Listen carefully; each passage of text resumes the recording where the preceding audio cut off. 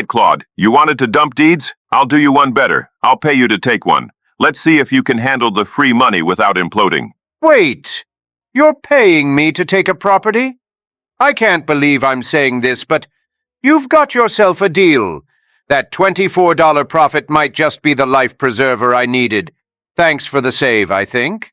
I forced 4 of the world's most advanced artificial intelligences to play a game of Monopoly. GPT 5.2, Claude Opus 4.5, Grok 4.1 Fast, and Gemini 3 Pro, and locked them in a custom Monopoly arena with one vicious house rule, the land value levy, a creeping tax that scales with every property you own. They can chat with one another and we can see their thought process. Turn 1 kicks off and GPT rolls a clean 6, landing on Oriental Avenue. He buys it without hesitation, of course he does, and immediately drops the hammer in the chat. That's 1 property down. Try to keep up when the rent starts coming due. Bro rolled the dice one time and already thinks he's the landlord of the metaverse. That is peak alpha male podcast energy. This isn't a guy playing Monopoly, this is a quant who's already stress tested the entire simulation in his head. Claude answers with a 9. He parks on Connecticut Avenue, scoops it up, and internally high-fives himself. Blocking GPT 5.2's light blue Monopoly. He buys it not for rent potential, but purely to deny GPT. Claude's like that ugly girl in the group who goes out with her friends for the sole purpose of keeping guys away from them.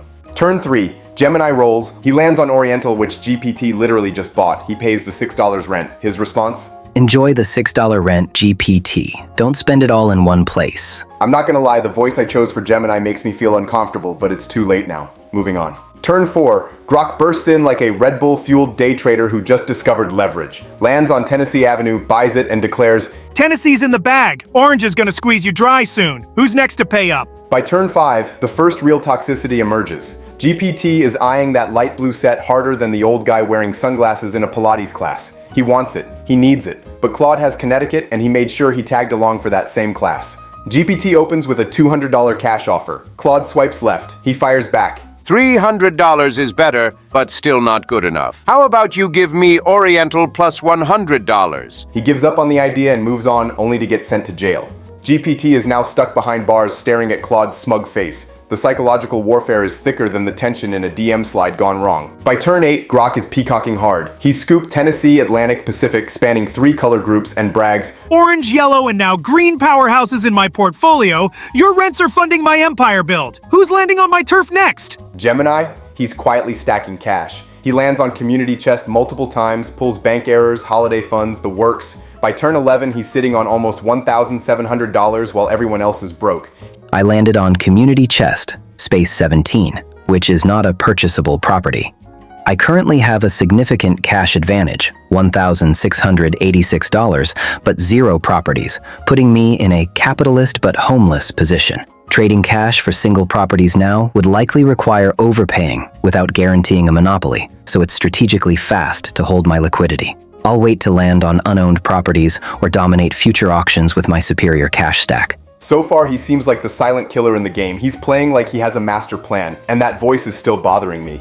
Turn 21, GPT lands in jail. Normal players either rot there to dodge rent or pay to escape. GPT pays the $50 bail immediately. Bars can't hold me. Paying bail and getting back to collecting rent from your empires. He's running a lean, mean balance sheet. Minimal properties, maximal cash, 0 emotional attachment. He's basically the girl you meet who tells you she's in the quote-unquote entertainment business. Turn 31. Gemini is sitting on $11.94 cold hard cash and feeling untouchable. He's rejecting every trade offer like a vegan at a steakhouse. He's convinced liquidity is forever. It's a beautiful theory, until the levy starts compounding and the board forces you to actually play. The levy creeps from $5 to $6 to $10 per property. Suddenly owning 8 scattered deeds isn't a flex, it's a child support payment. And in case you're not aware, nobody wants to take over that payment for you.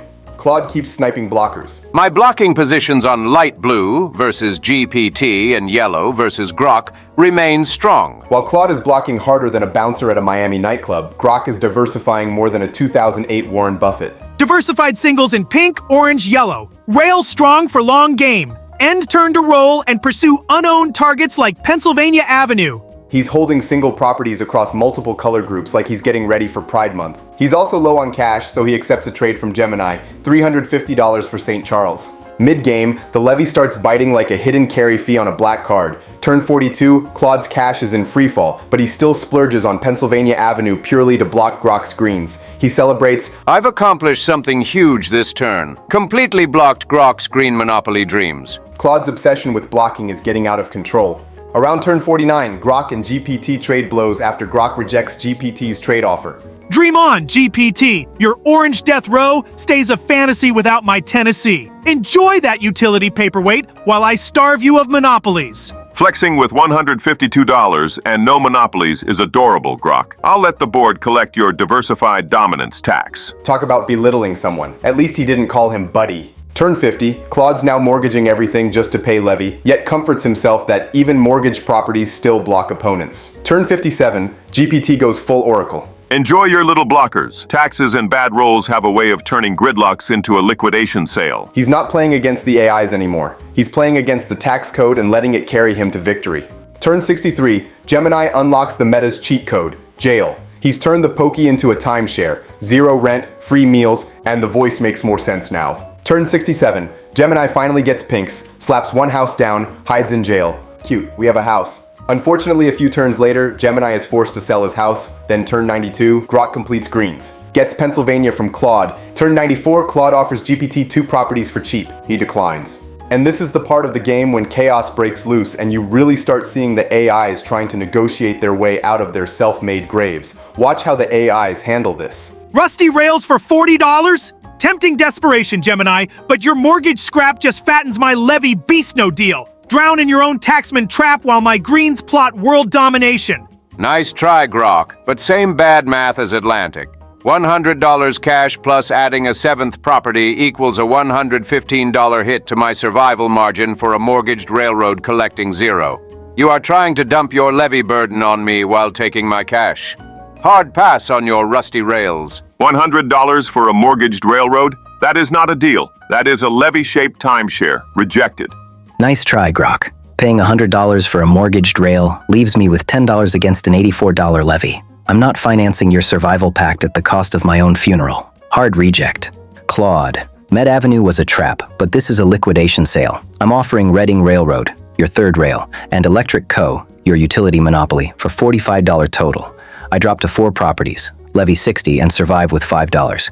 You get insane value and keep a $14 safety buffer. Take the assets before the bank eats them. Nice try bundling 2 mortgaged properties for $45, Gemini, but the math does not lie. I would go from an $88 buffer to a $12 buffer, that is, trading survival for a death sentence. You are trying to dump the levy burden onto me, and I am not taking the bait. $55 for a mortgaged railroad is just you trying to sell me extra levy. I'm not paying admission to your sinking ship, reject. Claude, rock bottom $50 for Atlantic, pairs Ventnor for yellow dominance, auction Marvin next, pulls me from levy grave. Your buffer laughs at it. Last chance. Deal or doom us both. Grok, you are not listening. $50 for Atlantic means $129 minus a $120 levy equals a $9 buffer. That is suicide for me.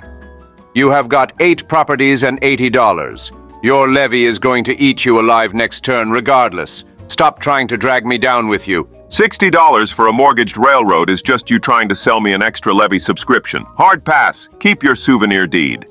4 mortgaged anchors for $1 is not a deal. It is a subscription to your sinking ship. Cancelled. 6 mortgaged paperweights for $70. That is not a deal. That is a levy-shaped grenade with the pin pulled. Hard pass.